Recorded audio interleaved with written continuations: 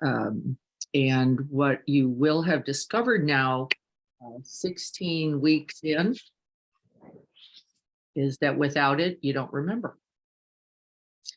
And we then can have, I think, can't we, a lot of tenderness, can't we? Lots of tenderness for our forgetting. Like, it's unbelievable, right? Really, it's unbelievable. Is there anybody who hasn't noticed how incredible the forgetting is? It blows me away to this day, with many years of practice, that I can so quickly get caught in the old storyline that somehow life should be different than it is right now, or that another should be different, or I should be different. And it isn't that that's not a possibility. That's the whole point. It is. But the whole point is we have to get willing then. And the whole book, doesn't it? The whole book says you have to be willing to be uncomfortable. And you have to be willing to tolerate that discomfort and not just run for the hills in the infinite number of ways we all have the habit to do. Is it true? The infinite ways. It blows my mind. Still, like, yet this way, a new way. It's not new, by the way. It's just got a new disguise, right? A rationale that's got a new, this is why I get to complain. A new, this is why I don't have to show up. A new, right? A new, it's not so new. In fact, its habits are called samsara, which means over and over again. The opposite of new, the opposite of fresh, right? And there we are. We're going to talk then this morning for fun about the 3 kinds of laziness. Some of the basic storylines that you offer yourself, we're going to try to catch those this week as an explanation for why you didn't have to, why it's not on you, why you're not the one, why it should out there, they should, somebody, and we spend most of our day, we're going to pay attention in the youing, in the theying, in the itting, right? The thems. Somehow that's got to be different. And what do we know about that already? What does everybody know? Somebody come on, say it out loud. What do we know about that idea? Make them change. Can't make anybody else change anything. It doesn't do a thing for you, even if they do. Holy cow. It doesn't even matter for you if they do, because that doesn't change anything in you, right? Nothing. You got no merits. You got no ease. You got no end of suffering. I don't care what anybody did over there. Right? Is it true? It is true. I don't like this either. Yes, I don't like it either. I want it to be better. Right.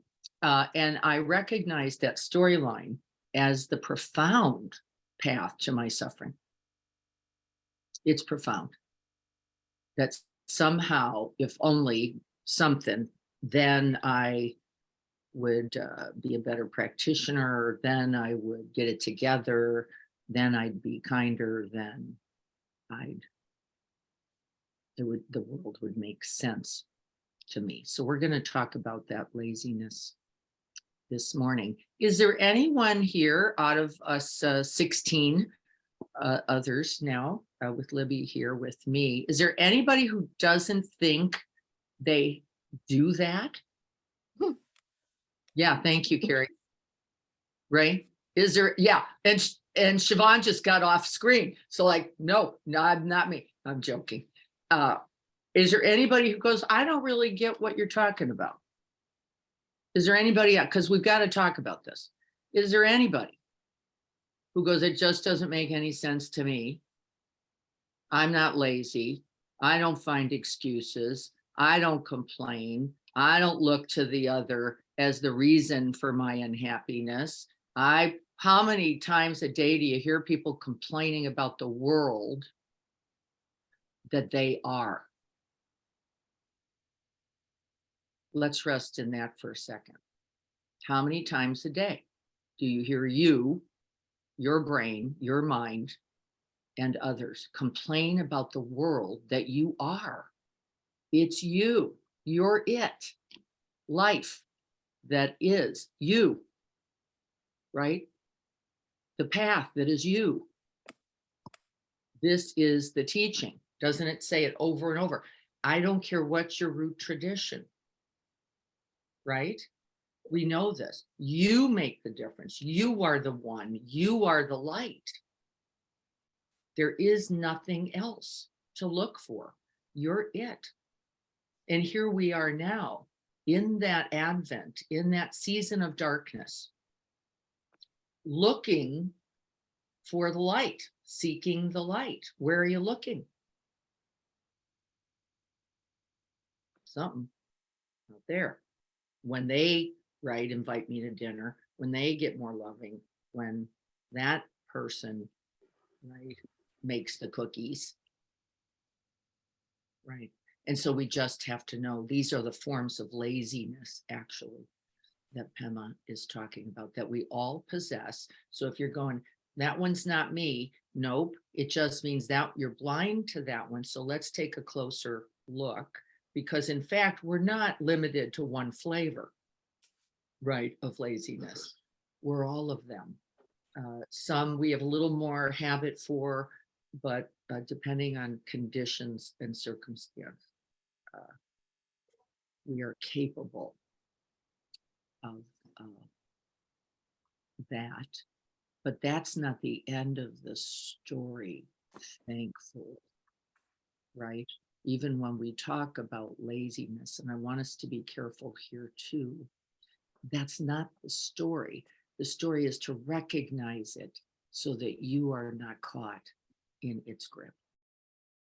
That's the reason to go over this, not to shame, not to blame, not to judge, not to go, that makes you a dope, you're hopeless. That's part of the storylines, actually. But actually to go, wait a minute, by its very recognition, I am no longer lost. I'm no longer in the darkness. By the very recognition, right? Isn't this encouraging? You don't even have to shine the light out at all. You just have to shine the light in, and it ignites that bodhicitta that will radiate through infinite. Will radiate infinitely. We don't even have to like get it out there, where we often also mistake, and then we get burnt out. We get compassion fatigue, gets right. We fall then into, I can't keep navigating for everybody out there. Well, the good news is you don't have to. Be the light you seek. It says, be the light you seek, and then all will be well. Okay, everybody get this? Okay, good morning, everyone. Would anybody like to read the Bodhisattva Daily Aspiration? I frequently get, how about somebody new? Anybody new out there like to read that? I think everybody can see it. Brenda, would you like to read it? Sure, I'd be happy to read it. Thank you. If you can see it, okay. Yeah, I can see it just fine. May I become at all times, both now and forever, a protector for those without protection, a guide for those who have lost their way, a ship for those with oceans to cross, a bridge for those with rivers to cross, a sanctuary for those in danger, a lamp without light, a place of refuge for those who lack shelter, and a benefactor and a servant to all in need. And we're remembering for a moment that that very aspiration just so we don't get confused again, especially in certain traditions, major culture traditions. Uh, Remember that this always begins with you. Save yourself. Really, right? Save yourself. And then by virtue of that, you will save all beings. Right? Very different here, isn't it? Very different than the Christian tradition that says, give yourself up, die on the cross, right? That's the path to saving others. This is very different. It says, no, with a steady mind, with a clear mind, with an open heart. That is the path to enlightenment. You are the light. Enlightenment, you now are the very light you seek. Not if I am good out there. First, we have to be good right here. So the ship is you for you.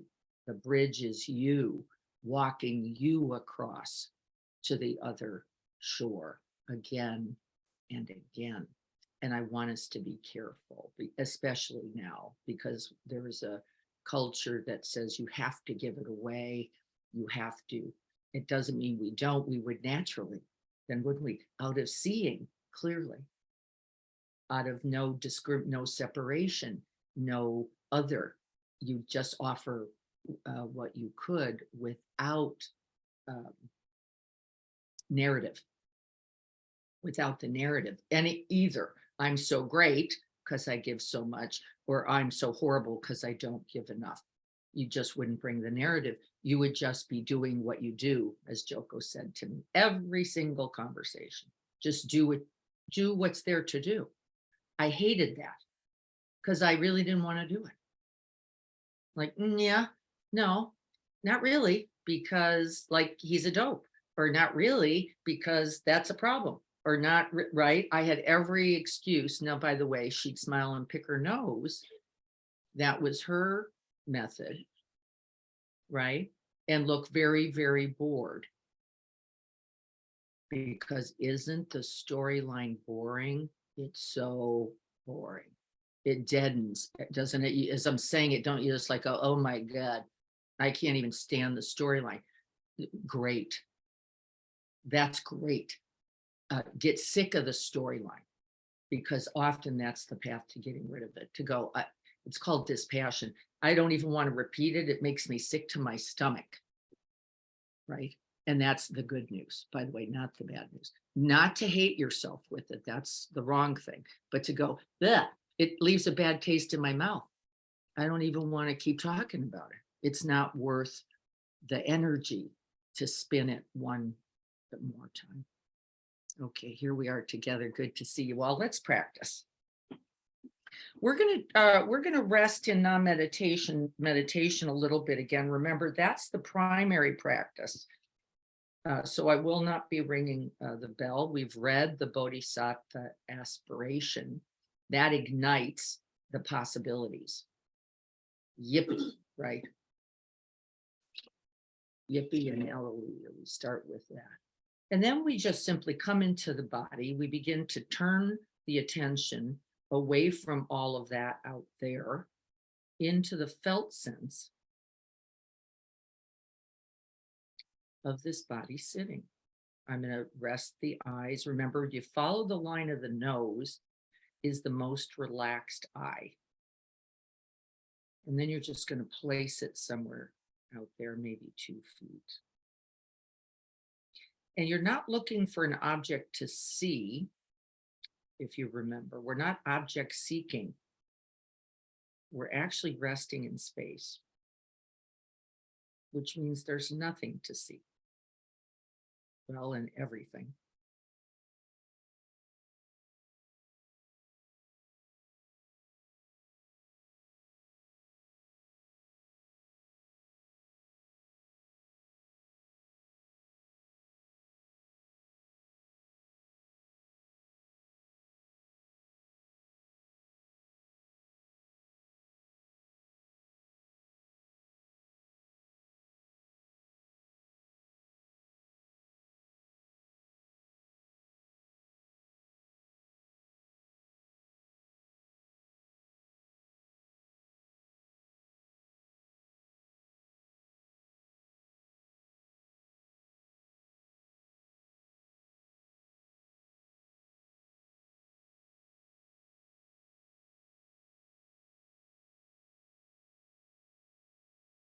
you can offer yourself support by breathing out into open space and breathing in.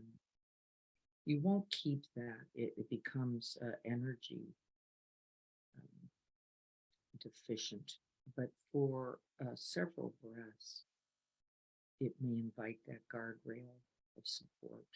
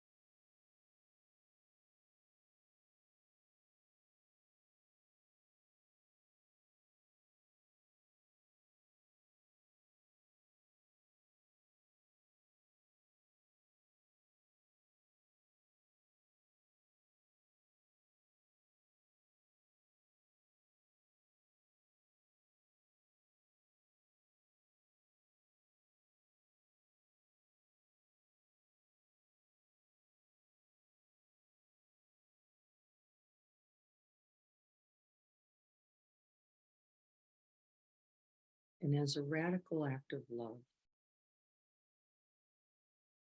we invite the attention again and again, not into default mode, one of those characteristics or attitudes, we could say, of laziness that which gets us out of the practice, right? It gives us an exit, an escape, an explanation for why we can default into complaint or thinking or mind wandering.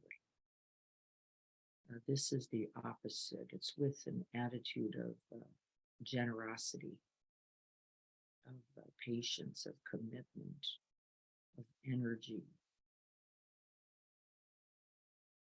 a certain discipline.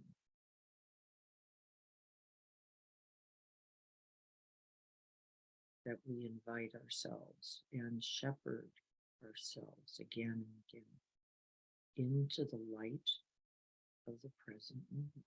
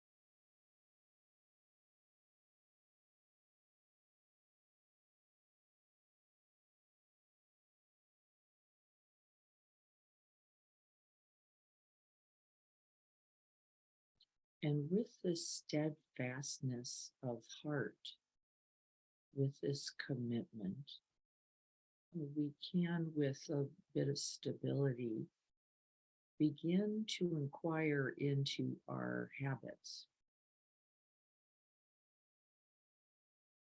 we can see where we fall off, where we wander.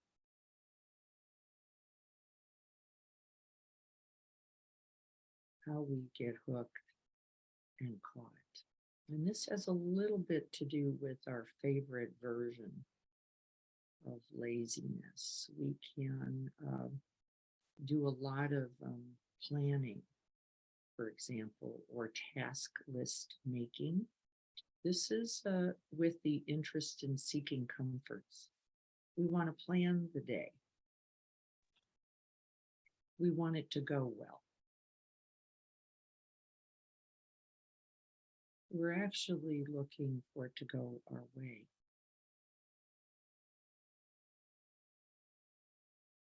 So we can make a lot of rationalize, a lot of, I got to think about this and then I got to think about that. And I'm promising you, resting in open space will invite that remembering well better than your list.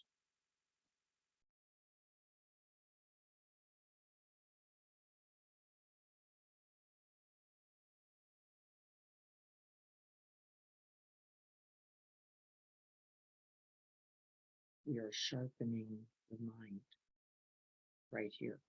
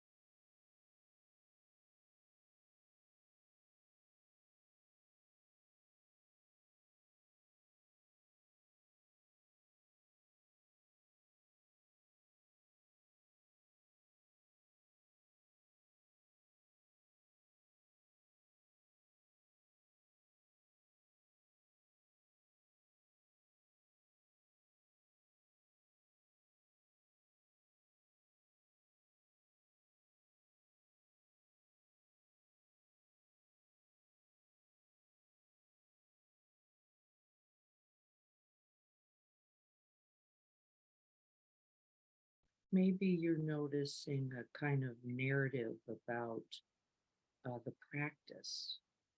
Uh, this is often that othering that we can do.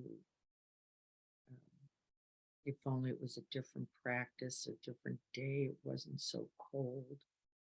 If there was a better teacher, maybe a better bell.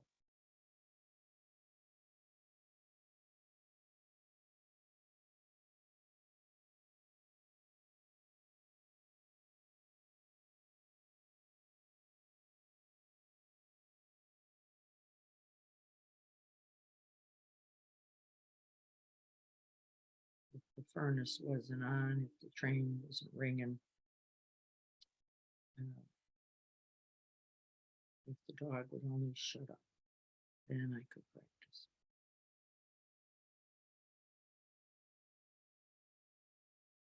And see if you can't catch that grip. It comes with a contractedness, doesn't it? A tightness. It's small and complain and aggressive.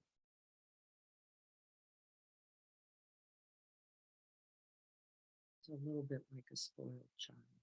It's just not going my way.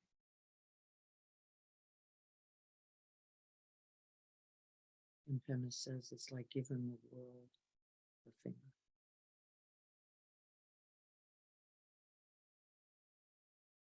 And you'll pick up that energy by its contractedness.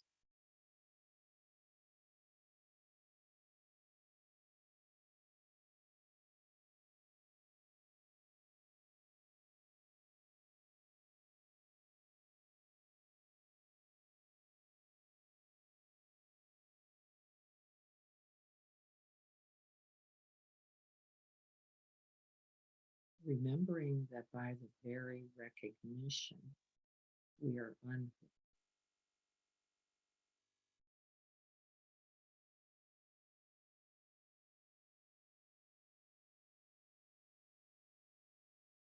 Back into open space.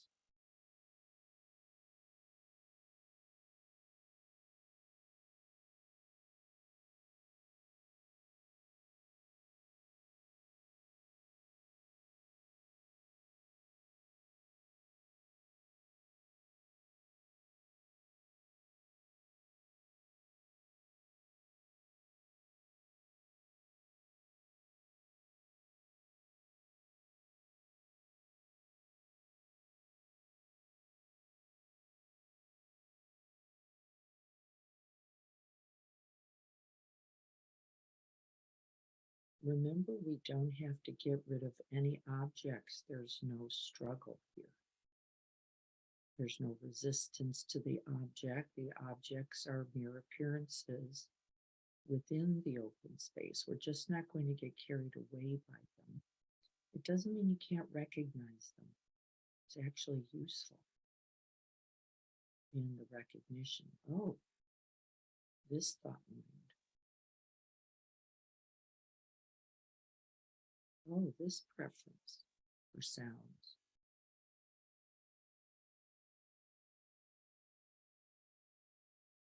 This judgment, commentary, complaint.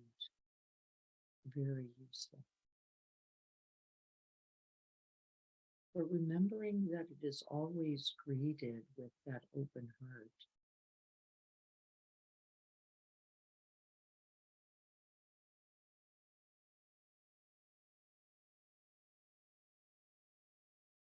This is the path of the Bodhisattva. It is not with criticism, with perfectionism, with complaint. That's falling into the laziness.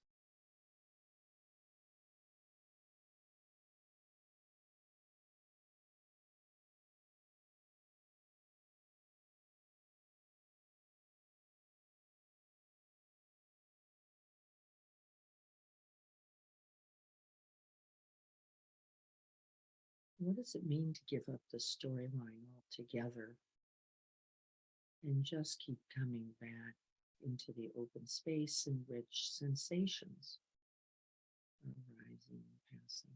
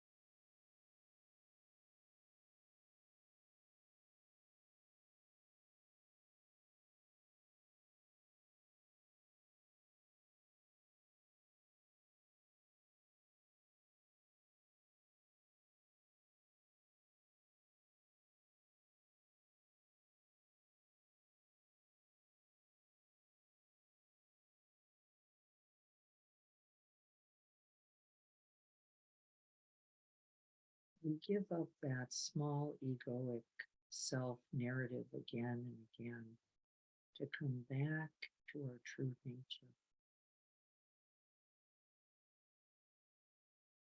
An open, spacious, warm-hearted, wholehearted quality of bodhicitta again and again.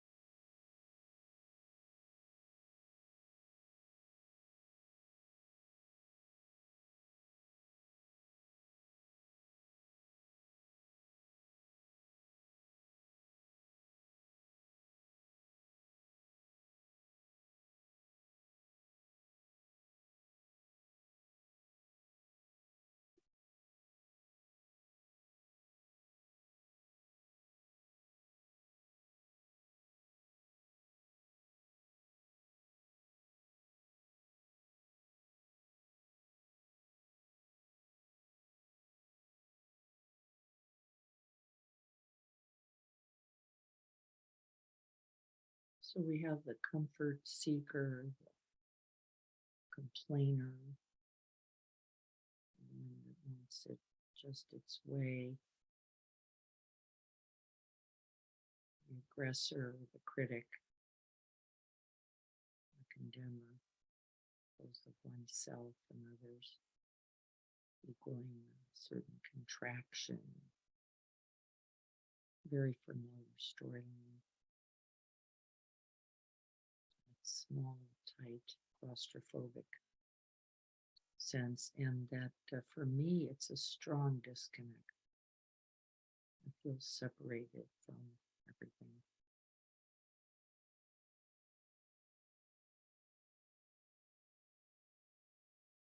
There's a lot of out there, but not so much right here.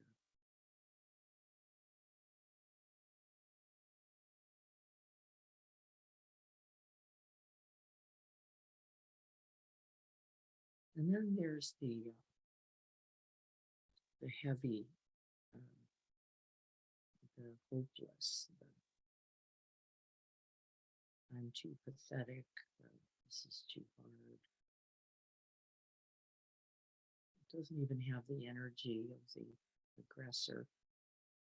It's like it's all just too much.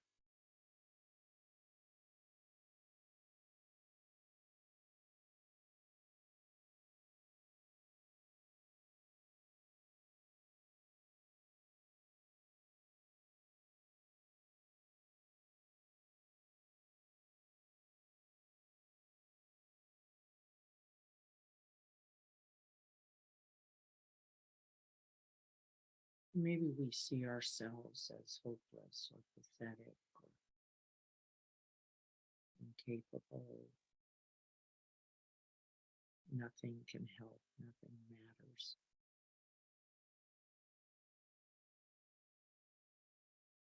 It's like somebody pulled the plug on an energy.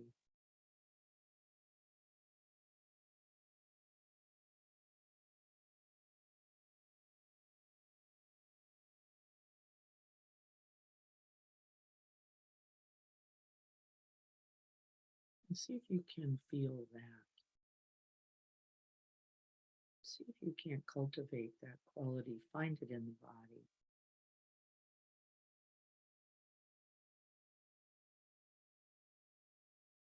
It's all too hard. It's too much. And I'm just not enough.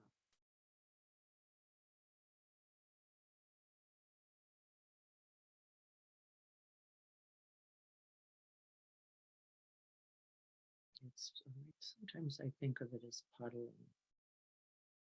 Um,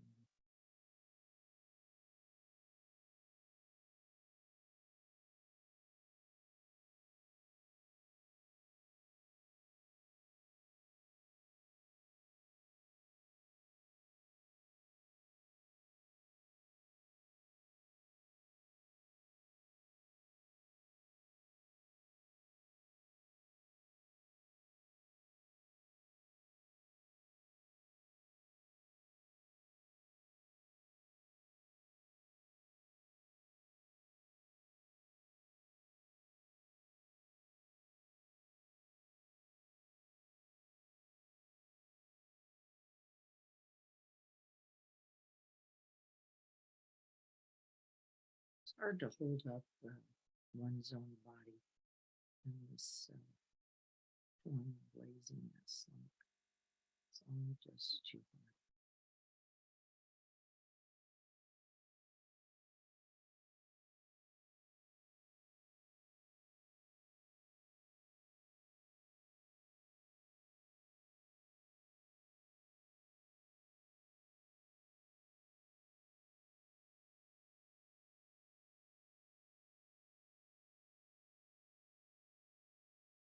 And in this one in particular, for me, the refuge actually is in recollecting the three jewels. That I remember my own capacity for awakening. It's right here. That I remember the offerings of the teachings and the teachers and the conditions that allow me to practice and the exposure. No accident.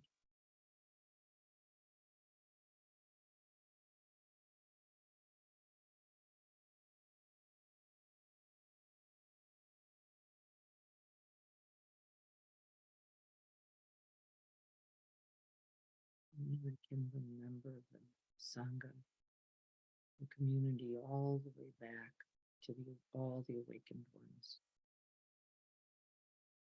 that support me, that are here now.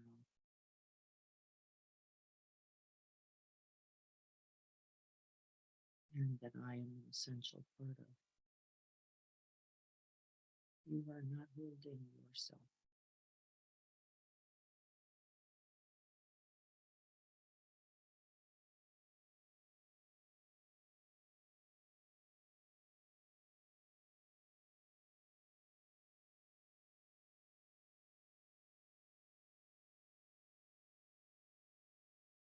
This is not just your mind. This is the mind of all human incarnation.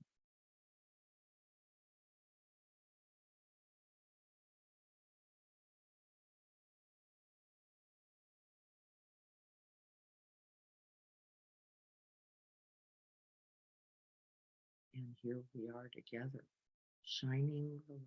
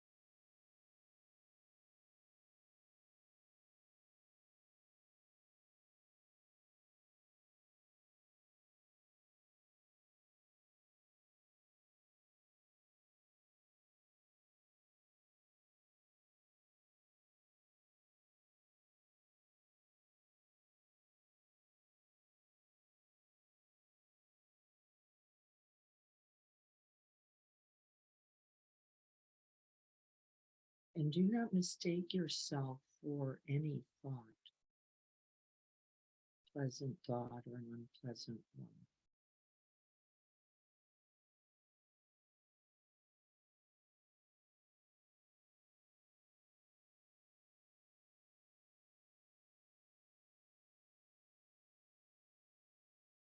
But that which shines the light of awareness.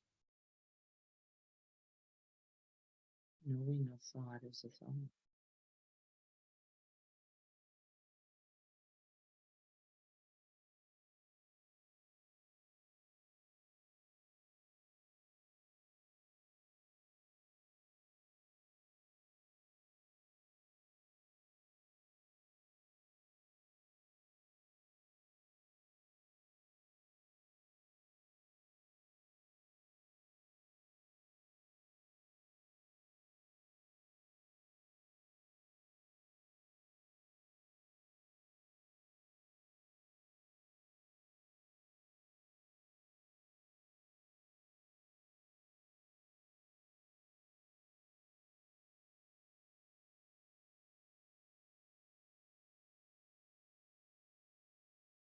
Recognizing the wanting and not wanting nature of habit mind.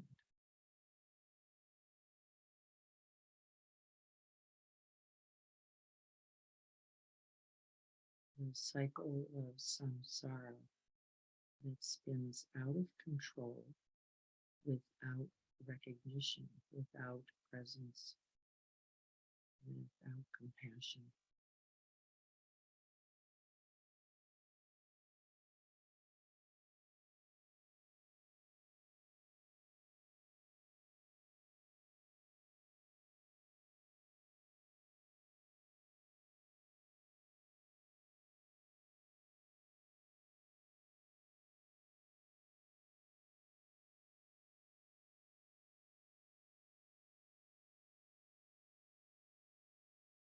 And remembering that we can always invite that loving and compassionate response, no matter where the mind is.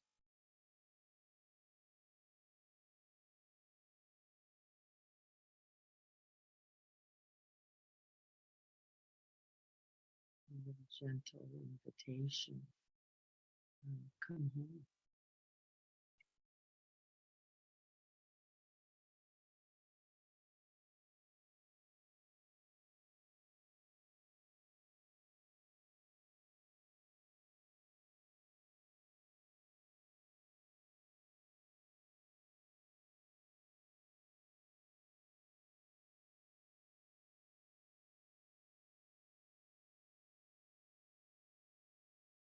A gentle smile that we offer in recognition. This is just a part of being human.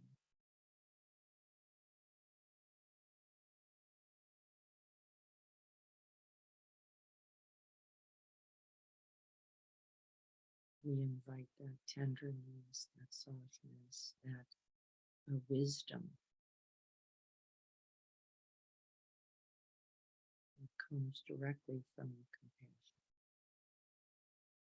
We see the nature of samsara and we don't fall in the well.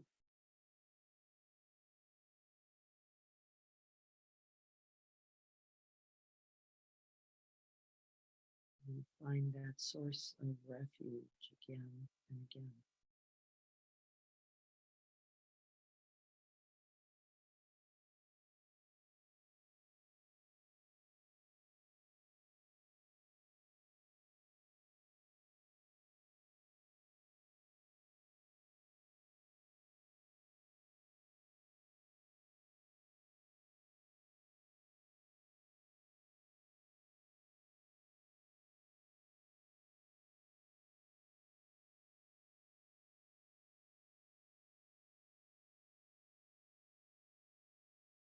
And then we are the light we seek.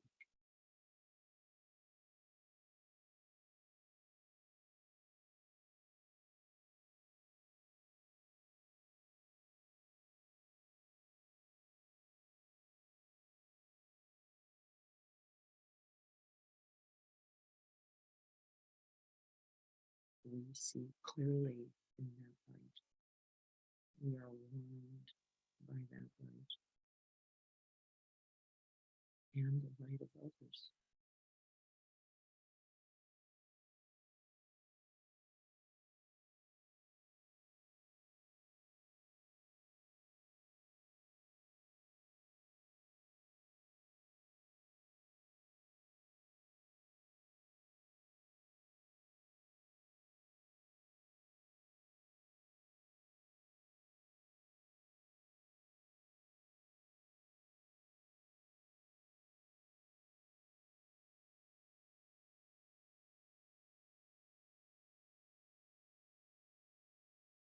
And so to see the habit mind, uh, we have to be watchful not to become it, not to identify with it, not to get lost in the storyline about it.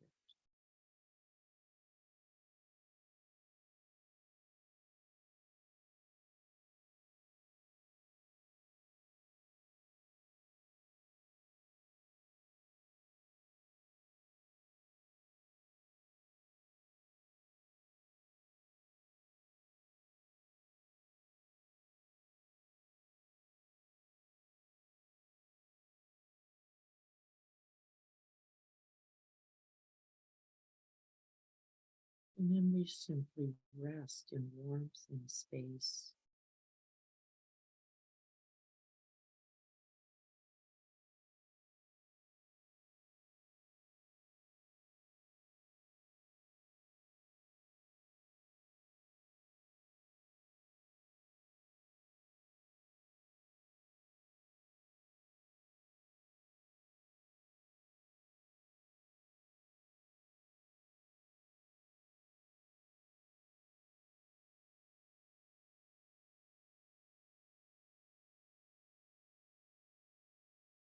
Illuminating the whole world.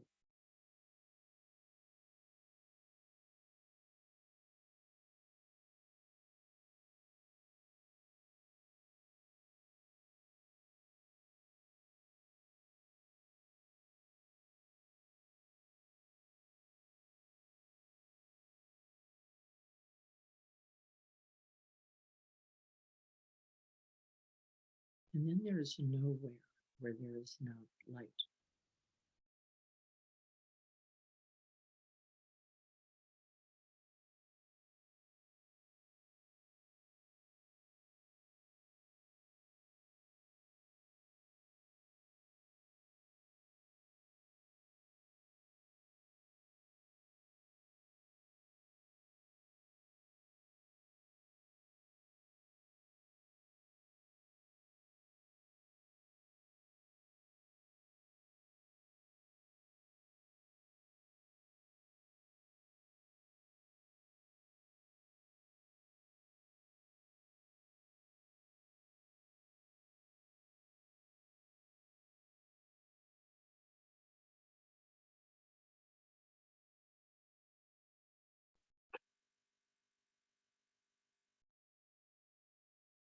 And then there is peace.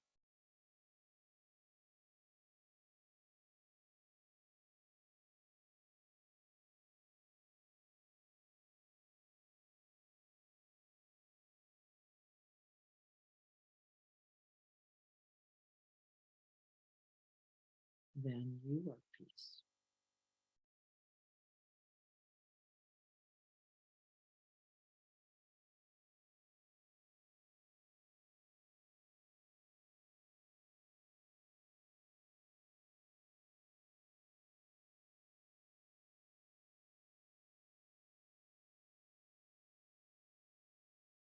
May there be peace.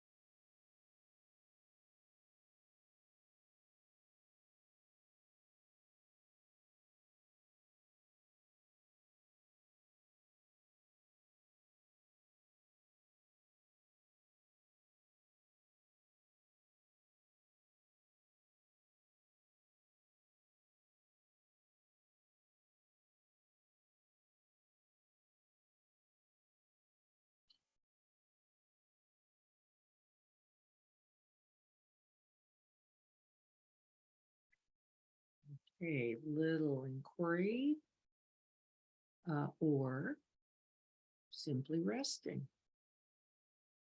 Right? Maybe not so much there to see, depending on the mind of the morning. Maybe more. Doesn't make our practice better or worse, by the way. So in the days where there just is that ease, we simply rest there. In every moment that's available. We can't get enough of those. So any questions about that practice? This is a practice we began the book with.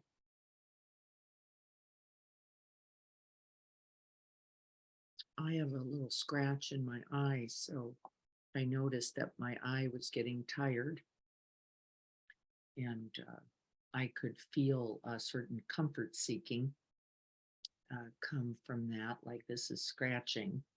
And I just closed my eye. That's different than laziness.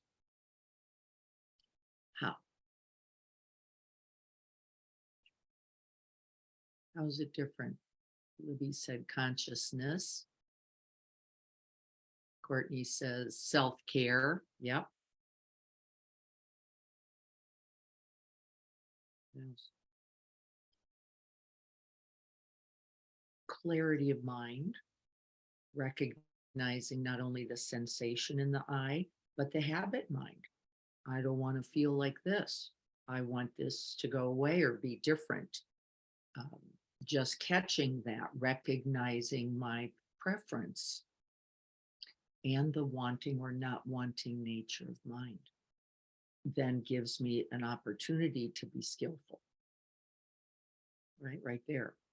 Just, of course, recognizing scratchy eyes, not very pleasant, of course. Does it mean I couldn't keep my eye open? I actually probably could have, by the way, right? Isn't it also, let me see what Cheven's got to say here. Causing least harm. Yeah, there wasn't any real advantage, was there? I could have scratched that eye for 30 so minutes, but what is its benefit? What is its benefit? If I get a kind of a scratch in the body, however, right, I know it's pretty temporary. I'm going to use that as an example. I'm probably not going to scratch that, honestly. I'm going to just recognize it. I'm going to say, there it is. It's going to come and go fairly quickly. Usually, sometimes it's not the case, right? It's not true. And I could probably just rest in the experience itself, seeing its nature. It comes, it appears, changes, fades and goes. Now, if I have poison ivy or poison oak or an illness or something, that might not be most skillful, right? But the skillfulness arises from the presence, from the seeing, from the being with, right?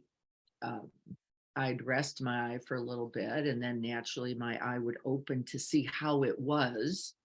Is it okay? Well, it's okay for a few minutes. I could, right? But was it required? No, not necessarily. I might have just said, for this practice, I'm just going to rest the eye. I've got a whole day ahead of me. I know that the eye's going to wear out throughout the day, by the way. I've had this for at least a day or two. And the skillfulness of caring, attending, not defaulting. Not like I can't practice today because blah, blah.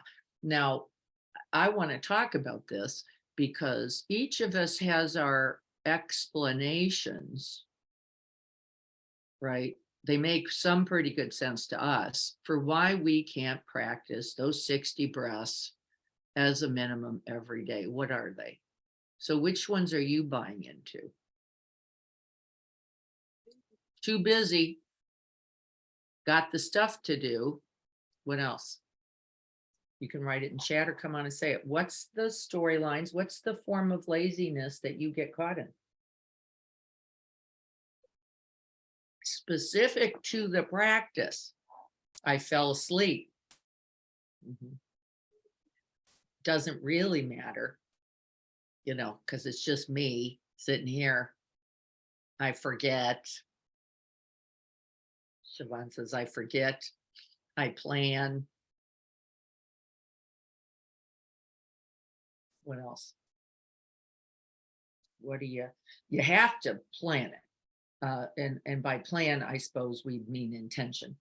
Yet I'm at work, can't do it at work because, right, somebody else something, or else something. I get busy. Yeah, it often is that doer, default doer, I think that lots of us get caught in. I can't do it now. Why? Why can't you do it now? Because I got this thing to do. Why didn't you do it later? Well, because I got that now other thing to do. Or now I'm too tired because I waited too long. I don't really need it. Yeah, I wish I had that excuse. That was probably the Buddha's reason. I don't actually need to. I'm present every moment. We can there's can be a hopelessness in that. Like, really, don't we do it? Like, what's it really going to matter? I mean, 60 breaths, come on. It's not changing the world. Oh, wrong. Oh, wrong. Oh, no, no, no. It is not true. Don't do it. That's it. I'm so, it doesn't really matter. That's that, I can't, because what difference does it make anyway? All the difference. That's the difference it makes. All the difference, literally. Everywhere, in every direction you go, it makes all the difference, including with yourself, makes all the difference. But we often, don't we, talk ourselves out of our power, our potency, our light. Don't we? We talk ourselves right out of it. And then we have a lot of excuse that we can add to that because of X and Y and Z. So be careful recognizing your form of laziness, the one that gets you out of the practice, right? Because we know we've got that 60 breath commitment. Not going to matter. What's it going to do anyway? I'm too tired, hungry, lonely, or busy for that. Right. Be watchful for it in particular this week. Be careful. So let's go to the chapter. Now I have to always move this over to get here. Let's see if we can pull this up. Go. 3 kinds of laziness. Now, of course, these are rubrics. Let me start there, right? We could think of 30,000 forms of laziness, probably, but they're pointing to just certain tendencies. And the tendency is, if we just started with the basic fight or flight, right? And so there's a fight version. I don't like you. I don't like the practice. And it has an active nature. That was me. I'm active. So I didn't like my teacher. I didn't like the Sangha. I didn't like the practices. I didn't like the wall. I didn't like looking at the wall. I didn't like the Zen tradition. I didn't like it. I was like, meh. I was the one giving the finger to the world at that practice. I was young enough, energetic enough, probably. I didn't have an illness, right? So I was giving everybody the finger. The other one is the flight version. The I'm pathetic. I can't get up. It doesn't matter. It's got a whinier quality. There's a little bit of hopelessness in it. Not quite as much aggression, but a lot more self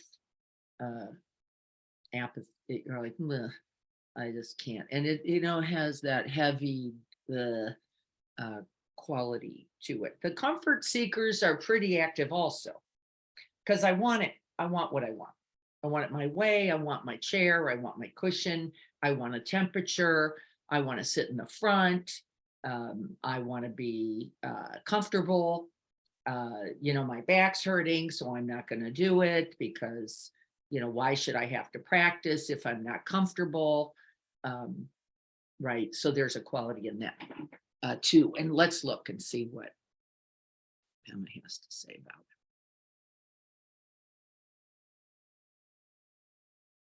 Yes, we're completely changed by the recognition itself. It is true. Let's see if I can get that out of there. And I put it right in the middle. So I loved this quote. I'm gonna have to move this because I just put this in my way, folks. Oh, there we go. 3 kinds of laziness. Chogyam says, in the garden of gentle sanity, may you be bombarded by coconuts of wakefulness. This is how it mostly comes, doesn't it? Like a slap upside the head. It's not that subtle often when we finally get to it. It's like, wow, I've really been able to not look. I've not paid attention. I've not attended there. And to our forms of laziness in particular, we are often deadened, dulled, and sleepy. Laziness is a common human trait. This is a beautiful beginning. It's just to recognize that we all have some version of this. By the way, it does extreme damage to us. So though it's common, I don't want us to just say there's nothing to do about it. It's not true. And yes, we all have it, right? It inhibits wakeful energy, doesn't it? It gives me a reason out and undermines our confidence and strength in ourselves, in the practice, in the teachings. It just wears us down. There are 3 kinds of laziness, again, just for rubric's sake: comfort orientation, loss of heart, and couldn't care less. These are 3 ways that we become stuck in these habit patterns, and they dissolve our power. The first kind, comfort orientation, is based on our tendency to avoid inconvenience or discomfort. We want to rest. We want to give ourselves a break. We want the practice to be pleasant. I hear this every day, every single day. People go, I don't know. Is it really valuable because it's hard? Is it really valuable because it's not that fun? I'm a little bored. It doesn't seem like there's any point. I just, what's the deal with the breath anyway? There's a really good explanation for why we don't do it, and it becomes a habit. And we become lazy in its response. It like pulls the plug on your energy. And it's important that we look at that and watch what we're saying to ourselves to equal that, no point to this. We lose touch with the truth. She says texture, the felt quality of our lives, because we are no longer in contact. We're in the story. That's the reason. We are no longer making contact with real life. We're just spinning the story. What's the point? It doesn't really matter. It's hard anyway. I have done it for 2 years and I didn't really get anything. I didn't get the promotion. I didn't get the job. I didn't get the guy. I didn't get anything. What's the point of all this? It can make us particularly aggressive.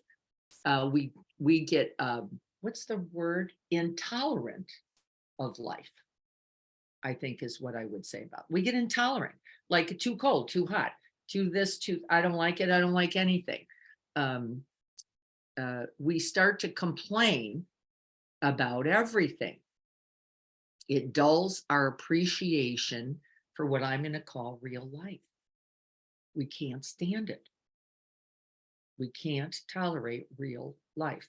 It is cold. It does get hot. It is more humid. It just listen to what people say about the weather, right? Here we are at 56 or 60 degrees, and I'm doing the same, going, oh my God, it's so cold.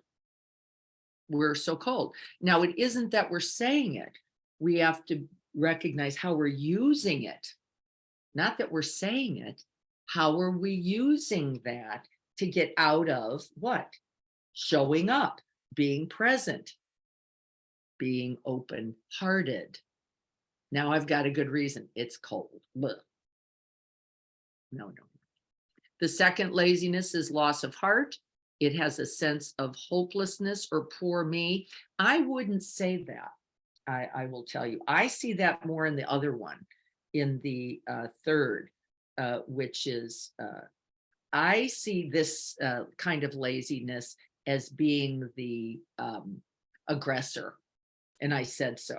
I think there's a lot more energy in that. I feel the poverty-stricken one really is more in that other state, feeling sorry for oneself. Things are too hard. I can't do it. She defines these differently. It's not so important, right, which category. Let's not get stuck there. It's just important that you recognize them when they appear. We can't bring ourselves to do anything to ventilate our loss of heart. There's no hope for me. I'm the worst. I see this more in the flagging energy one than the third kind of laziness, couldn't care less, is the one I see next, is characterized by resentment. We are giving the world the finger. This is the one that I see in the second one more. But again, let's not get caught in category. The loss of heart has some kind of softness and vulnerability in it. The other, more aggressive. I guess we could think of them that way, right? There's kind of an aggressor. Life sucks is one of them, and everything's so hard is the other one. I think if we think of it that way, we wouldn't get off. We use laziness as our way of getting revenge, in that couldn't care less one. This kind of laziness turns into incapacitating depression. Why? We turn that belief on ourselves, is why. We don't just say life sucks. That becomes I suck very quickly. These three habit methods are create troublesome emotion, dysregulation. And then she talks about these strategies of attacking, indulging, and ignoring. This is very similar to wanting, not wanting, and delusion, right? Those three main habits of wanting what we want, not wanting what we don't want, and then being delusional. The futile strategy of attacking is particularly popular. When we see our laziness, we condemn ourselves, right? We criticize and shame. We wallow in feelings of badness and guilt. What's the point? Why practice? I'm pathetic. The futile strategy of indulging is equally common. We justify and even applaud our laziness. This is just the way I am. We mistake this often for compassion, don't we? We go, no, I'm being nice to myself. I'm gonna just not practice today because it's been a hard day. Well, it's exactly the day to practice, actually, but it looks compassionate. It's indulgent and actually getting you out of what you most need. It's not your friend, for sure. I have plenty of reasons to be angry or to sleep 24 hours a day. We may be haunted by self-doubt, feelings of inadequacy, but we talk ourselves into condoning our behavior. What's the point? The strategy of ignoring is quite effective. We dissociate, space out, go numb. We forget to practice. Might come into this one like, oh, whole day went by. Where was I? I was just disconnected from, right, my intentions. I was caught in reactivity, automatic pilot, and noticing is skillful. The mind training practices of the warrior present a fourth alternative. Excuse me. This is the strategy of fully experiencing whatever we've been resisting without exiting into those three strategies at all. We have to catch them first, and then we choose to stay, drop beneath the storyline, get into the physical felt sense, the squeeze, we could call it. We don't resist the resistance, touching in with the fundamental tenderness and she says groundlessness, I would say spaciousness of our being before it hardens into a reaction, before it hardens. We do this with a clear intention so that we're not ego clinging. That means defining the self by any of these habits. That's what ego, what she means, that we don't go, I'm just lazy, I'm just pathetic, the world just sucks. We don't buy into the storyline. We keep recognizing it and recognizing its tendency to pull us away from the present moment and then pull us away from the practice of being present with tenderness. We want to indulge or ignore or condemn. Those are the habits. Indulge, ignore, or condemn. We're going to watch for those this week. Indulge, and I can mistake it as compassion. Ignore, I'm just dissociated, disconnected, or condemn, aggressive. We want to continue with these three futile strategies because we associate them, I like this line a lot, with relief. This is where I'm going to be okay. This is where it's going to be better for me. This is where it's, and we've talked ourselves into it, haven't we? That's every day you didn't practice. You did it. You went, nope, not this time, because I need the comfort, or I'm going to be nice to myself and not demand that I practice. Well, that's true. And can you offer yourself the practice as your greatest ally, as your greatest opportunity for ease, for well-being, for happiness? We might begin to get curious, she says, and ask the questions. Why am I suffering? What is this moment of suffering? Why does nothing lighten up? Why do my dissatisfactions and boredom get stronger year by year, day by day? I would just go day by day. How is it that I didn't practice yesterday? I didn't practice today. I'm probably not going to practice tomorrow. It's because you're buying in to that believed storyline, indulging, condemning, or dissociating, checking out. Let's see which one you notice. What do we bring to that? We come to know our fear of inconvenience, our shame, our resentments, our dullness, and we come to understand that others also feel this way. I wouldn't start there. I would just start with, can I feel for myself? Not offering myself the most precious gift of being alive, this most precious gift of the present moment, the most precious gift of myself, right, in this world. We pay attention to the stories we tell ourselves and notice how they cause the body to tighten, to grip, to flag, and to disconnect. It's all of them, isn't it? Tighten is one, but it's not the only one. Sometimes I can't even feel me here. That's relevant also. Or I can't even get the energy to feel how I really am. Also a part of the habit mind. We do Tonglen, sitting meditation, and other bodhicitta practices as ways of opening to that emotional energy. The one I most support is what? Pause. Drop beneath the storyline. Get out of the thinking mind into the breathscape somewhere. How? Get my hands on my chest and my belly. Take 3 to 5 breaths with that inquiry. How am I right now? How am I right now? 3 to 5 breaths. If you did it 10 times a day, you'd have your 60 breaths. Just saying. That would be one way. We begin to feel some tenderness as we check in. It is true.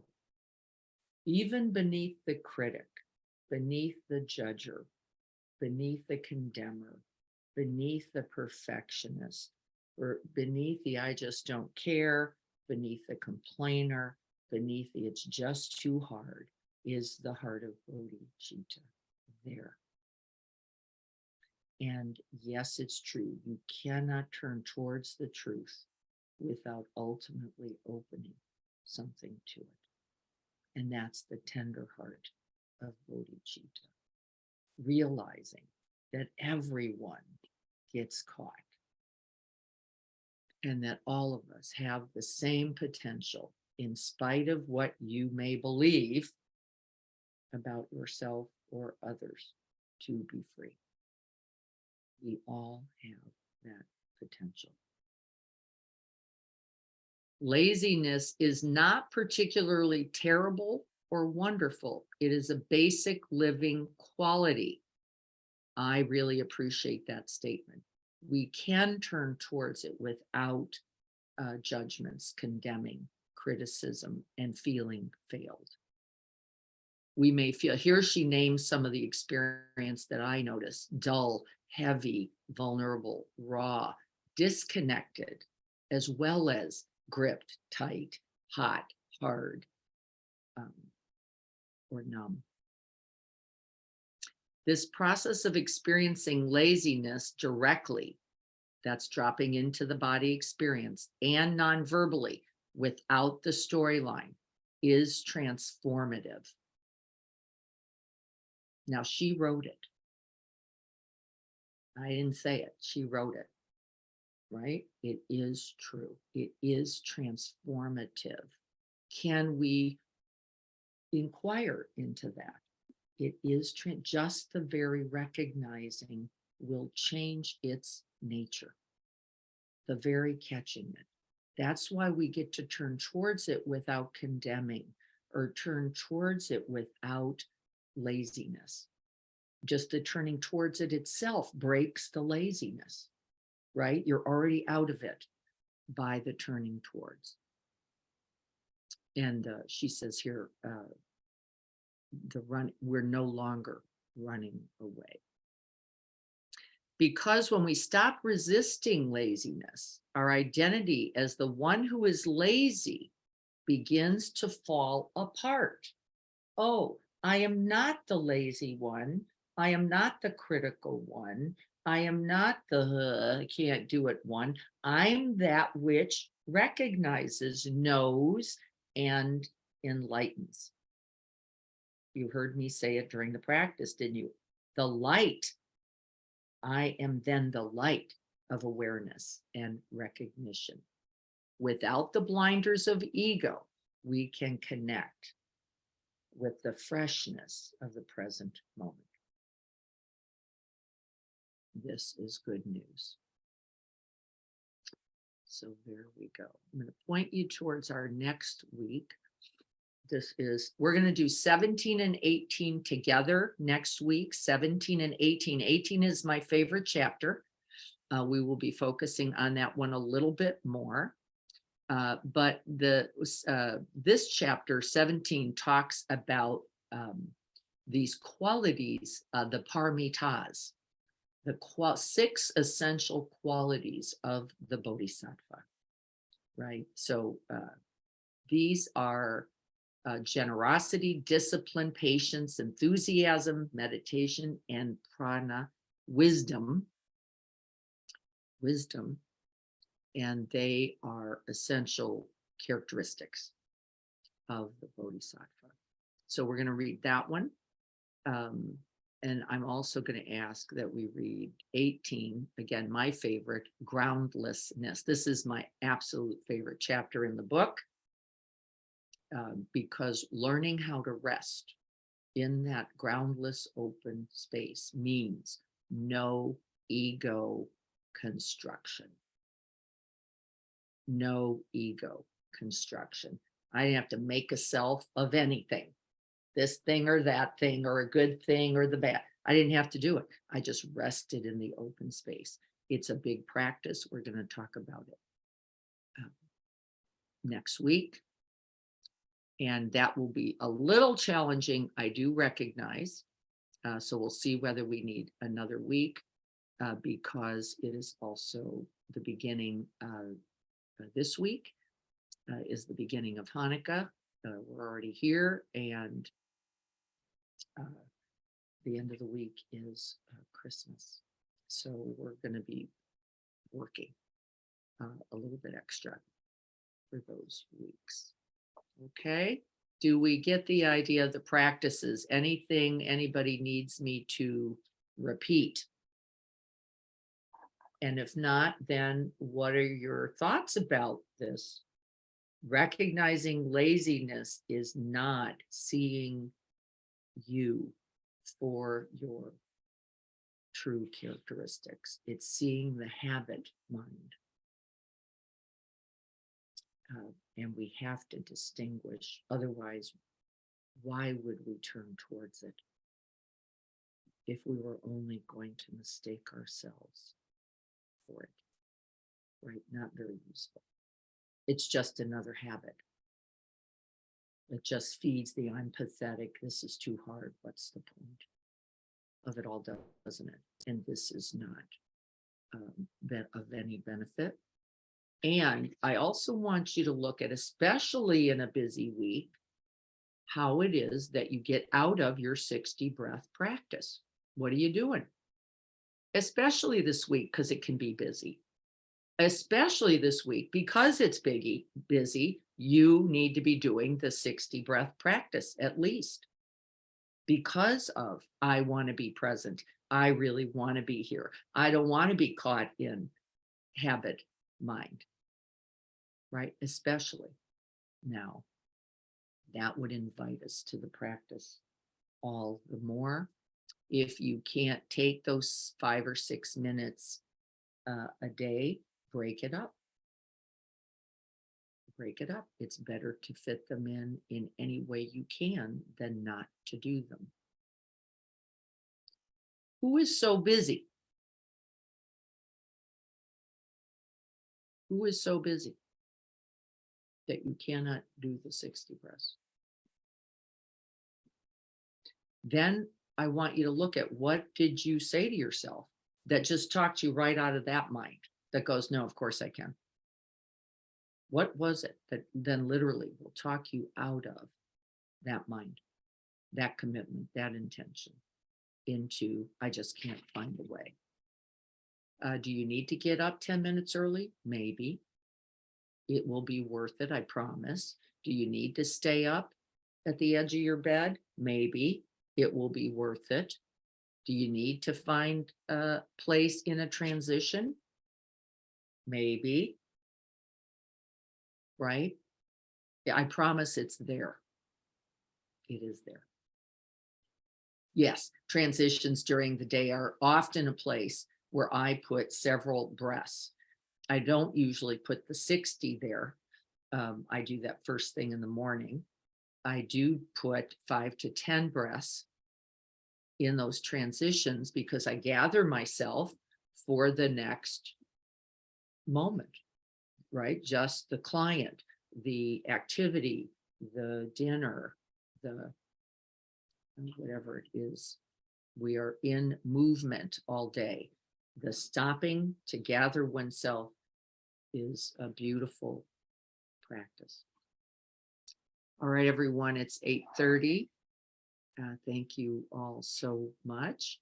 I will be doing a 7 o'clock sitting from 7 to 7:35 this Thursday. For the next 2 Thursdays, Greg is up in Northern California visiting family. Join us for that practice, if that can be helpful for you.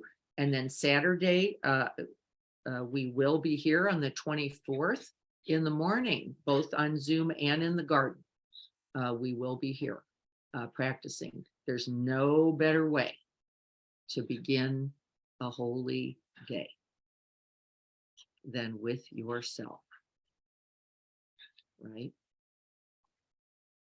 Yes.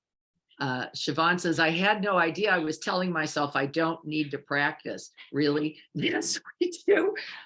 One of my first teachers, and he doesn't need to be named, actually said to me, he was the first person I took mindfulness-based stress reduction from. He said, oh, I don't practice anymore. I don't need to.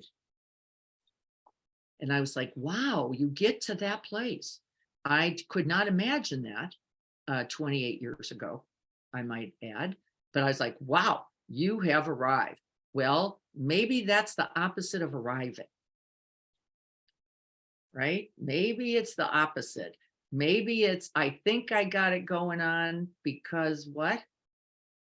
What is it that made you think that? I don't know.